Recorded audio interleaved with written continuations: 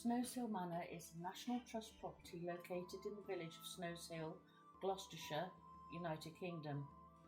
It is a 16th century country house best known for its 20th century owner, Charles Paget Wade, an eccentric who amassed an enormous collection of objects that interested him.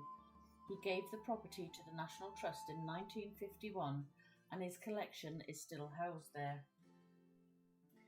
The property is a typical Cotswold manor house made from local stone. The main part of the house dates from the 16th century. It is a Grade 2 listed building, having been designated since 4th of July 1960. Also listed are the brew house, the dovecot, and some garden buildings, wall and gate pillars, and the group of 4 manor cottages.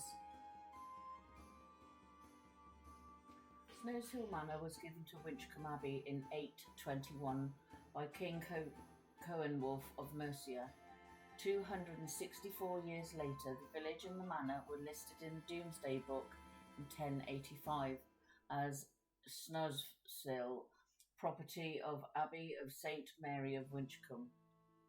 The manor remained the property of the abbey until the dissolution of the monasteries in 1539, when it was confiscated by King Henry VIII, who included the manor in his dowry to his last queen, Catherine Parr, in 1543. The earliest surviving part of the manor, the rooms named and now known as Dragon, Nadir, Anne's, Music and Seraphim by Charles Paget Wade, was built around 1550, and it is probable that this section of the manor house was joined to a contemporaneous building to the south, which was later demolished. In the 1600s, the manor was again extended southwards and attic rooms added. In the early part of the 18th century, the house was owned by one William Sambach, who added extra rooms on the southwest corner in about 1720.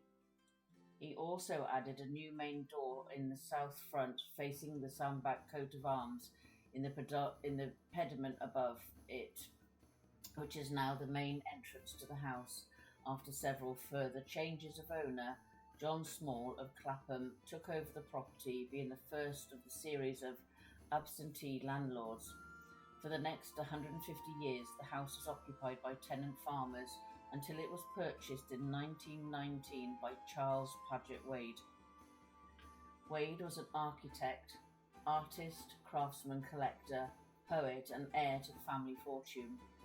He restored the property, living in the small cottage in the garden and using the manor house as a home for his collection of objects.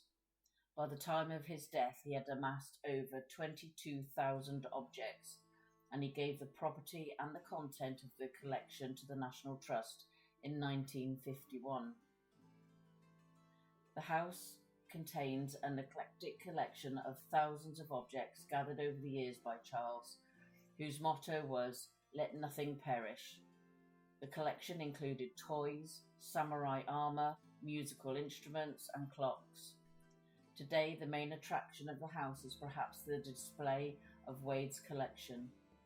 From 1900 until 1951, when he gave the manor to the National Trust, Wade amassed an enormous eclectic collection of objects, reflecting his interest in craftsmanship. The objects in the collection include 26 suits of Japanese samurai armour dating from the 17th and 9th centuries, bicycles, toys, musical instruments, and much, much more. The priest house. Wade was an eccentric man who lived in the priest's house while the manor house was housing his collection. It is said to be haunted by a monk and by the ghost of a young woman forced in 1604 to marry against her will in one of the upstairs rooms. The garden at Snowshill was laid out by Wade in collaboration with the arts and crafts movement architect M.H. Bale Scott between 1920 and 1923. Their elaborate layout resembles a series of outside rooms seen as an extension to the house.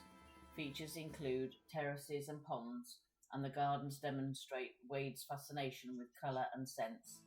As well as formal beds, the garden includes an ancient dovecot, a model village, kitchen garden, orchard, and small fields with sheep.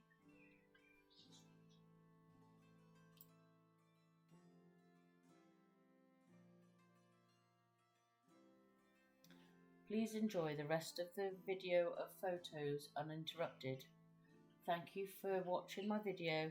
Come back again. Don't forget, like, comment, subscribe, and share with your friends if you have anybody who's interested in history. Once again, thank you very much.